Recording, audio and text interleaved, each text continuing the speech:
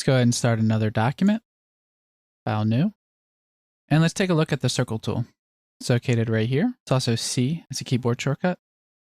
The circle tool is a 2-click process. So the first click you want to set as the origin point, and the second click determines the radius. Before you draw with the circle tool, it's important to note that SketchUp doesn't create true arcs and curves. It actually creates them in segments. And you can see that in the bottom right before we draw our circle. SketchUp wants us to draw a 24-sided or segmented circle.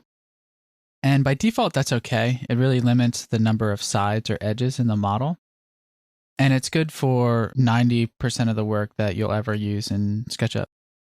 You may find times that you need to change the number of sides, and I'll show you how to do that. First, let's click, set our origin point, and the second click is going to determine our radius. So you can see the segments starting to increase there. I can simply just type in a value of 8 feet and press enter, set my circle at an 8-foot radius.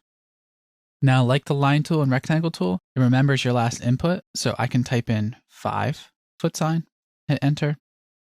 I can also change the number of sides. So see here how it's 5 feet and it's 24 sides. Maybe I want it at 6 feet, so I type in 6 sign, hit enter. And let's change the number of sides. So instead of 24 sides, let's try 12 sides. So I'll type in 12 and then the S key and then enter. So now you'll see we have a 12-sided 6-foot radius circle. Now that's not really ideal, so we want to add more sides. In this case, I'll type in 48 and then S and then press enter. So you may think, what happens now if you click on another tool and you need to change the number of sides or even the radius of the circle? You can't just click on it to change it. You can, however, go to Entity Info. So if I select the line, the select tool, so if I select that outer edge so it highlights blue, we're going to go to Window, Entity Info. It's going to bring up this little pop-up. Here you can find information about the layer that it's on, the radius, and the segments. So I'm going to bring this back to 24 sides.